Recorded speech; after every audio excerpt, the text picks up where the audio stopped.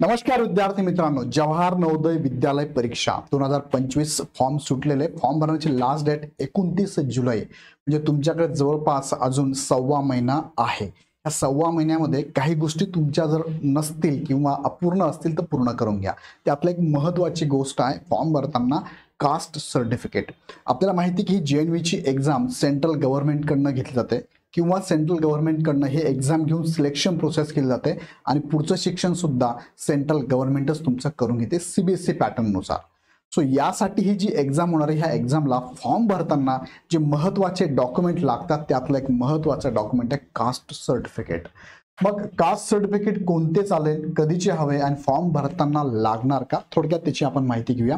यापूर्वी बऱ्याच पालकांचे विद्यार्थ्यांचे या संदर्भातल्या कमेंट्स होता, त्यामुळे हा टॉपिक महत्त्वाचा आहे. मी तुम्हाला प्रूफ म्हणून दोन गोष्टी दाखवतो. एक म्हणजे त्यांचं जे प्रॉस्पेक्ट आलं त्या प्रॉस्पेक्टमध्ये त्यांनी काय मेन्शन केलंय, आणि दुसरं म्हणजे फॉर्म भरताना सुद्धा ते नोटिफिकेशन देतं तुम्हाला की फॉर्म भरताना हे डॉक्युमेंट कधीच हवं. सो हा व्हिडिओ शेवटपर्यंत बघा आणि अजून तुमचे काही प्रश्न असतील तर कमेंट बॉक्समध्ये मला नक्की प्रश्न टाका. त्या अगोदर सांगू इच्छितो की जवाहर नवोदय परीक्षा या संदर्भात ऑनलाईन बॅच आपली चालू होणार आहे. म्हणजे ही बॅच तुम्हाला लाईव्ह प्लस रेकॉर्ड आहे. 7 जुलैपासून चालू होते. ह्या बॅचची फी वन टाइम 6,000 आहे, इन्स्टॉलमेंट 7,500 रुपये आहे. 2,500 हजाराच्या 3 इन्स्टॉलमेंट असतील. ह्या बॅचमध्ये विद्यार्थ्यांना पूर्ण अभ्यासक्रम शिकवला जाणार आहे. रेकॉर्डेड व्हिडिओ हवं तितक्या वेळेस तुम्ही पाहू शकता. स्लो करून पाहू शकता, फास्ट करून पाहू शकता, स्टॉप करून पाहू शकता. अनलिमिटेड व्ह्यू आहे. सकाळी संध्याकाळी अशा दोन्ही मोडमध्ये बॅचेस अवेलेबल आहेत.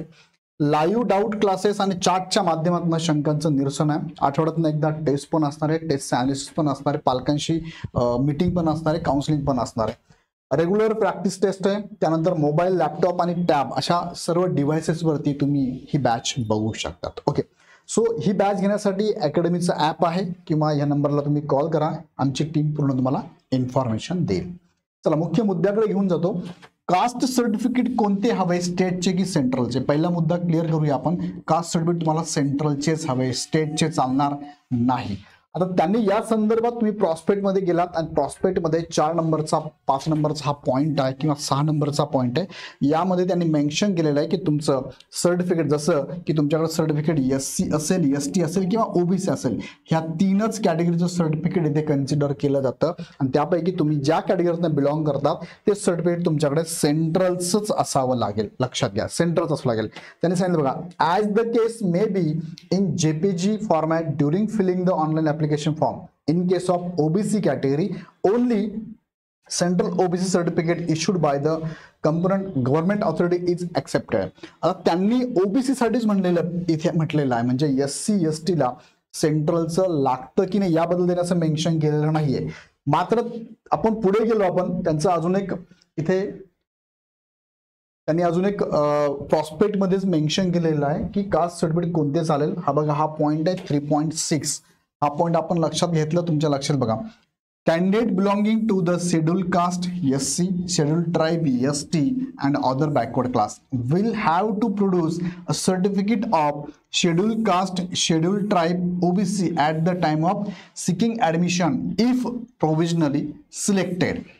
म्हणजे ऍडमिशनच्या वेळेस तुम्हाला शो करायचंय. मात्र त्याच्या अगोदर त्यांनी सांगितलंय the candidate provisionally selected under OBC quota have to submit OBC certificate as per prescribe format of central list copy annexed. म्हणजे अनेक्स्टेड इथे त्यांनी कॉपी दिलेली आहे. सो OBC संदर्भातच त्यांनी मेन्शन केलंय की OBCचं सर्टिफिकेट तुम्हाला सेंट्रलचा जो फॉर्मॅट आहे त्यानुसार लागणार आहे. SC ST बद्दल असं त्यांनी काही मेन्शन केलेलं नाही.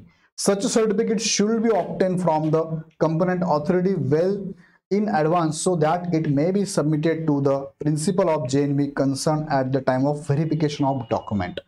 आता तुम्हाला OBC सर्टिफिकेट लागणार आहे. पहिलं कळलं. स्टेटचं चालणार आहे का नाही, सेंट्रलचं लागणार आहे. आता राहिला प्रश्न SC STचा. त्यात त्यांच्या म्हणण्यानुसार तुम्हाला SC STचं सेंट्रल सर्टिफिकेटची गरज नाही. तिसरा मुद्दा, OBC मध्ये मग कोण कोण येतं? जसं की तुम्ही SBC असाल, NT अबकडं असाल तर तुम्ही कोणत्या कॅटेगरीतनं फॉर्म भरायला पाहिजे ते पण मी तुम्हाला सांगतो. कास्ट सर्टिफिकेट कधीचे हवे त्यांनी यात मेन्शन केलंय. हा पॉईंट बघा, तुमच्या प्रॉस्पेक्टमध्येच मेन्शन केलंय की कास्ट सर्टिफिकेट कधीचे हवे, तर स्पेशली त्यांनी मेन्शन केलंय candidate are advise to apply for the specific JNV only for which he she is eligible.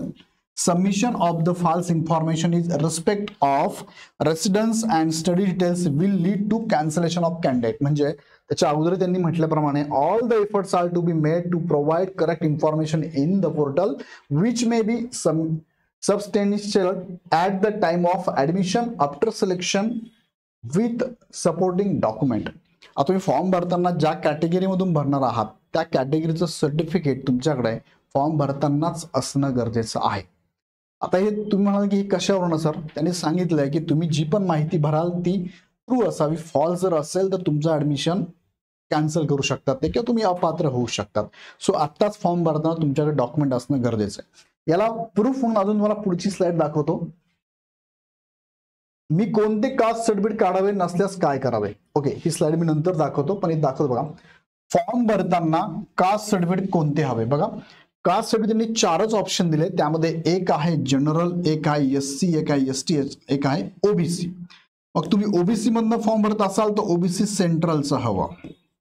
मात्र दोघांबद्दल त्यांनी काही मेन्शन केलं आणि याचा अर्थ तुम्हाला स्टेटचं चाललं असं मला वाटतं. तरी पण कमेंटमध्ये मी तुम्हाला याचे उत्तर देतो.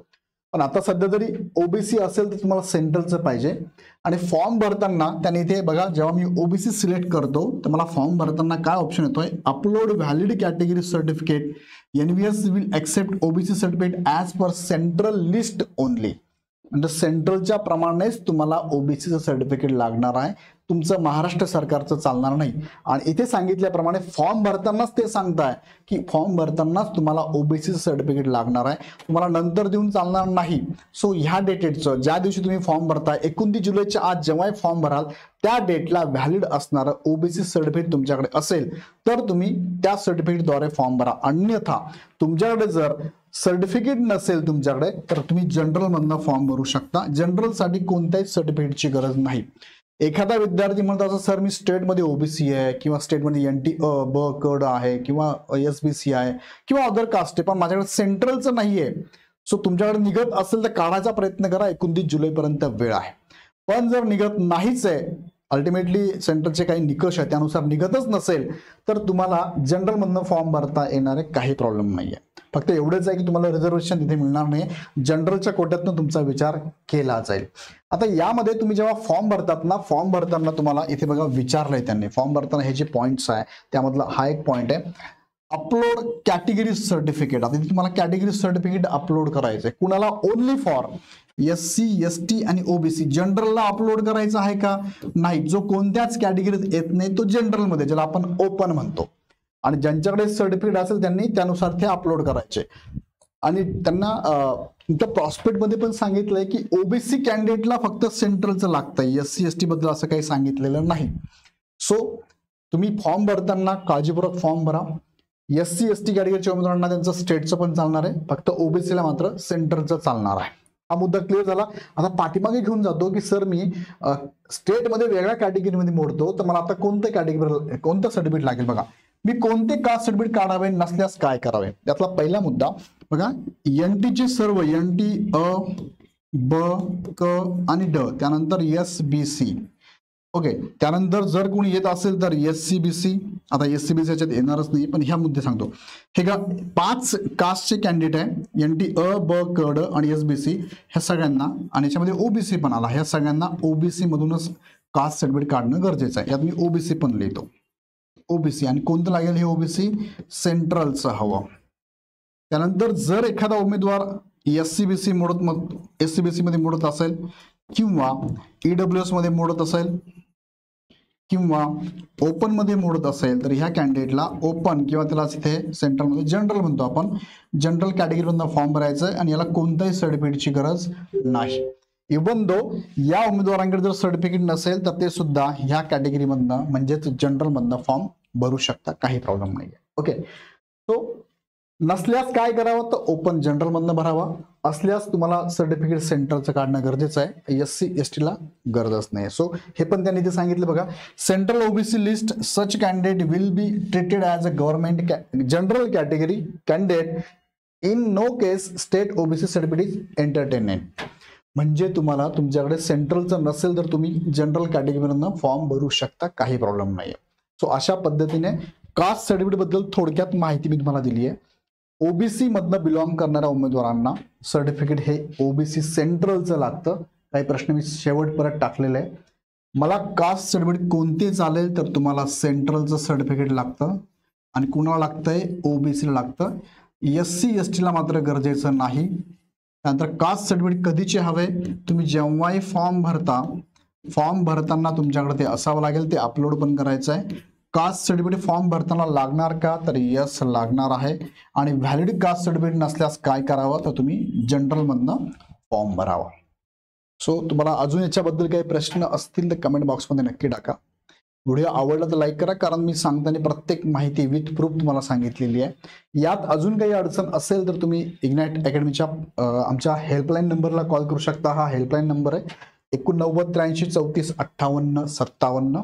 आणि तुम्हाला जर नवोदयची तयारी करताना मार्गदर्शनपर बॅच हवी असेल तर तुम्ही लगेच बॅच जॉईन करू शकता. 7 जुलैपासून बॅच चालू होणार आहे. बॅचची फी वन टाइम 6,000, इन्स्टॉलमेंट 7,500 आहे. या संदर्भात पण डिटेल्स माहिती तुम्ही आमच्या टीमला कॉल करून घेऊ शकता. आणि आज संध्याकाळ 6 वाजेपासून तुमचे डेमो सेशन पण चालू होणार आहे, ते पण बघायला विसरू नका. दररोज संध्याकाळी 6 वाजता तिन्ही विषयांचे डेमो सेशन चालणार आहे. व्हिडिओ आवडला तर लाईक करा, चॅनल सबस्क्राईब करा. पुन्हा व्हिडिओ नेक्स्ट व्हिडिओमध्ये